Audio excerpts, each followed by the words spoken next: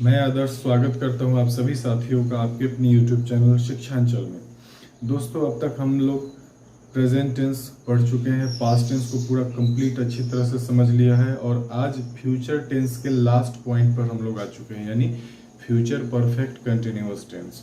दोस्तों, अगर आपने पिछली वीडियोस को नहीं देखा है तो आप प्लेलिस्ट से जाकर के देख सकते हैं, या मैंने डिस्क्रिप्शन में उसका लिंक दे रखा है, वहाँ से भी आप देख सकते हैं। जिससे क्या होगा कि आपको कॉन्सेप्ट कंप्लीटली समझ में आ जाएगा, टेंसेस का कभी दिमाग से निकलेगा नहीं। तो बिना देर किए हुए शुरू करते हैं आज का video. Future perfect continuous tense मैंने लिखा any action that will continue up until a point in the future. ध्यान रहे, फ्यूचर परफेक्ट टेंस में मैंने बताया था कि किसी भी भविष्य में किसी भी समय से पहले काम खत्म हो चुका रहेगा। फ्यूचर परफेक्ट टेंस का ये कॉन्सेप्ट है।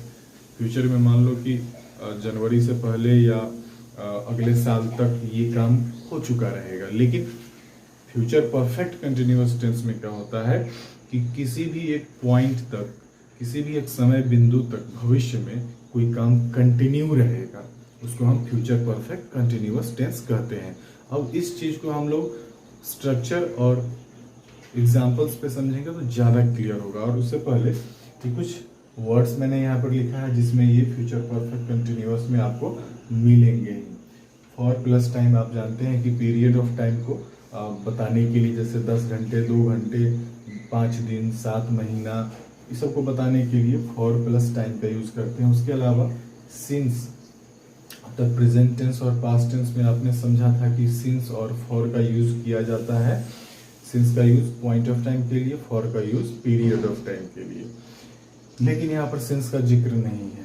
तो बस फर्क यही है कि इसमें सिंस का यूज ना करके, इसमें फ्यूचर परफेक्ट कंटिन्यूअस टेंस में आप सिंस का यूज नहीं करेंगे, तो क्या करेंगे, सिंस के जगह पर फ्रॉम का यूज करेंगे। और फ्रॉम आपका जो है सो, जैसे फ्रॉम 2026, अभी 2026 आया नहीं है, तो आप फ्यूचर में क्या होता है कि जो हुआ नहीं है, जो प्रिडिक्शन है ना, जो काल्पनिक है, इमेजिनेशन है, उसी पे बेस्ड होता है। इसीलिए सिंस का यूज ना करके हम लोग फ्रॉम का यूज करेंगे। उसके अलावा बाय, व्हेन प्लस टाइम, मतलब बाय प्लस टाइम हो सकता है, व्हेन प्लस टाइम हो सकता है। इस कॉन्सेप्ट को हम लोग स्ट्रक्चर पे समझेंगे तो ज्यादा क्लियर होगा। साथियों, अब हम लोग देखेंगे फ्यूचर परफेक्ट कंटिन्यूअस टेंस को स्ट्रक्चर और एग्जाम्पल्स पे। बड़ा ही आसान सा स्ट्रक्चर है इसका, सब्जेक्ट प्लस विल। मैंने शैल नहीं लिखा, पिछले वीडियो में मैंने बताया शैल का यूज अब एकदम मतलब नाम मात्र रह गया, नॉमिनल हो गया, बिल्कुल मतलब समाप्त हो चुका है।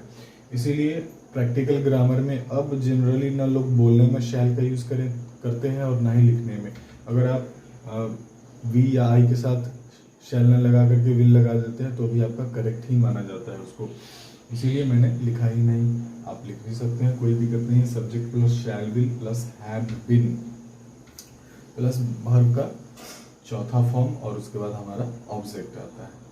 अब इसी पे बेस्ड मैंने 3 सेंटेंसेस लिए हैं। पहला सेंटेंस जो है आपका वो है ही विल हैव बीन।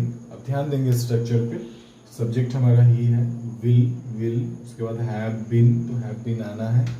उसके बाद वर्ब का चौथा फॉर्म, तो रीडिंग हो जाएगा चौथा फॉर्म आपका।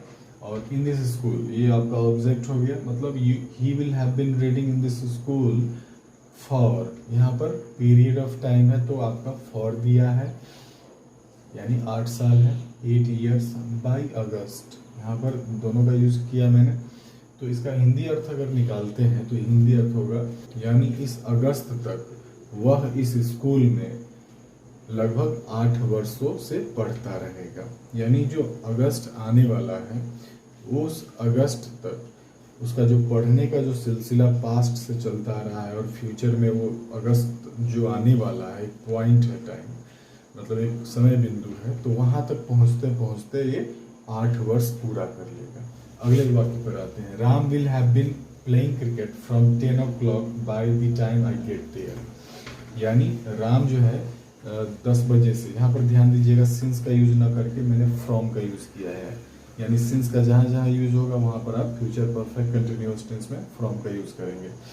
उसके बाद मैंने लिखा बाई का यूज मतलब हिंदी अर्थ अगर समझते हैं तक होता है, यानी अगले वर्ष तक, अगले दिन तक, मेरे पहुंचने तक, यहाँ पर वही स्पष्ट आ रही है, तो इसको इसका हिंदी अर्थ समझेंगे।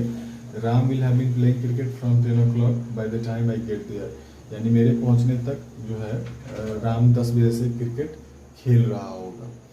अगले वाक्य पर आते हैं, you have been teaching me from 2025 when I complete my graduation. ध्यान दीजिएगा, यहाँ पर आपका सिंपल प्रेजेंट टेंस है, दोनों फ्यूचर टेंस में नहीं आना चाहिए, नहीं तो आपका वाक्य गलत हो जाएगा। जब आप वाक्य को थोड़ा एक्सटेंसिव बनाते हैं अस्पष्टता लाने के लिए, तो दोनों आपका सेम सेंटेंस में अगर होता है तो वाक्य आपका गलत हो जाएगा। इसलिए फ्यूचर चल रहा है तो आपका जो जुड़ेगा वाक्य वो आपका प्रेजेंट टेंस में होना चाहिए। यहाँ भी मैंने लिखा आई कंप्लीट माई ग्रेजुएशन, यानी you will have been teaching me, आप मुझे पढ़ाते रहेंगे कब से, 2025 से, जब मैं अपना ग्रेजुएशन कंप्लीट कर चुका हूँगा। साथियों, अब समझते हैं नेगेटिव और इंट्रोगेटिव वाक्यों को।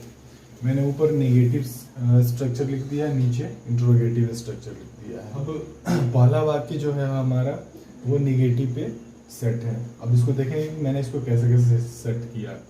सबसे पहले सब्जेक्ट आएगा आपका, स्ट्रक्चर में लिखा हुआ है सब्जेक्ट, उसके बाद विल, शैल का यूज तो होना ही नहीं है, तो होता ही नहीं, तो विल, उसके बाद नॉट आएगा और हैव उसके बाद आएगा। ध्यान रहे, हैव और विल के बीच में आपका नॉट आता है। उसके बाद बीन तो है, उसको लगाना ही लगाना है। उसके बाद वर्ब का फोर्थ फॉर्म, तो सिंग, सैंग, संग और सिंगिंग, तो सिंगिंग आपका फोर्थ फॉर्म है। उसके बाद जो आपके एक्सटेंशंस हैं आपके सेंटेंस के, in my company, she will not have been singing in my company for 5 months, 5 जो है सो पीरियड है इसलिए फॉर लगा, for 5 months by next year. इसका हिंदी अर्थ निकालेंगे कि अगले वर्ष तक जो है उसका 5 मंथ नहीं पूरा होगा मेरे कंपनी में गाते हुए। अगले वक्त पर आते हैं, Ram will not have been playing for India from January when it is world cup. तो वही बात है, सब्जेक्ट है, विल है, प्लस नॉट है, प्लस हैव है, उसके बाद बीन है, बिफोर है। अब बाकी का जो आपका वाक्य को स्पष्ट करने के लिए जो एक्सटेंशंस आते हैं, तो इसका हिंदी अर्थ अगर निकालते हैं, राम इंडिया के लिए नहीं खेल रहा होगा कब, जनवरी से, जब वर्ल्ड कप होगा। राम भारत के लिए नहीं खेल रहा होगा कब से, जनवरी से, यानी जनवरी अभी आया नहीं है, जनवरी आएगा, उस समय क्या है आपका वर्ल्ड कप है। ये वाक्य को स्पष्ट करने के लिए लगाना ही होगा, क्योंकि जनरली जो बच्चों को ट्रांसलेशन मिलता है तो आपका वो मैक्सिमम उसका जो है सो यहाँ तक मिलेगा, या नहीं तो बहुत से यहाँ तक मिलेगा, तो उतने से वाक्य आपका पूरा स्पष्ट नहीं हो पाता है जब तक हमारा ये एक्सटेंशन इसमें हम ऐड नहीं करते। उसके बाद मैंने इंट्रोगेटिव का एग्जांपल लिया है, WH। अगर वाक्य में WH वर्ड है तो विल, शैल के पहले आपका WH आ जाएगा। जैसे मान लो वाई, यहाँ पर लिख सकते थे वाई विल महेश। अब निगेटिव भी होता है इंट्रोगेटिव के साथ साथ, तो ध्यान रहेगा कि हमेशा सब्जेक्ट के बाद आपका नॉट आता है, हमेशा। इसको एकदम सेट कर लेंगे, सब्जेक्ट है उसके बाद नॉट आएगा अगर निगेटिव वाक्य है तो मैंने यहाँ पर उस प्रकार का वाक्य नहीं लिखा। विल, तो विल सब्जेक्ट है आपका। अगर नॉट वाला ये वाक्य नहीं है, लगा भी सकते हैं, कोई बात नहीं, इसका फिर भी अर्थ निकल सकता है, आप ट्राई कर सकते हैं। और उसके बाद हैव बीन, भाग का फोर्थ फॉर्म, तो will Mahesh have been teaching me for 10 years by February।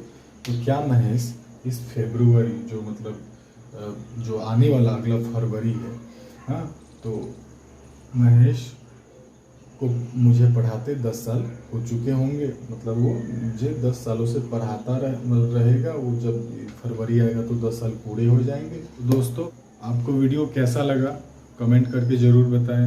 अगर वीडियो आपको हेल्पफुल लगा, उपयोगी लगा आपके लिए, तो प्लीज़ वीडियो को लाइक ज़रूर कर दें, शेयर कर दें। अगर चैनल पे नए हैं तो प्लीज़ सब्सक्राइब भी कर दें और बेल आइकन ज़रूर दबा दें, जिससे कि आपको नए नए वीडियो मिलते रहें। तो आज हम लोग टेंस को कम्प्लीटली ख़त्म कर चुके हैं। मिलते हैं फिर अगले वीडियो में। वीडियो को देखने के लिए सभी को बहुत बहुत धन्यवाद।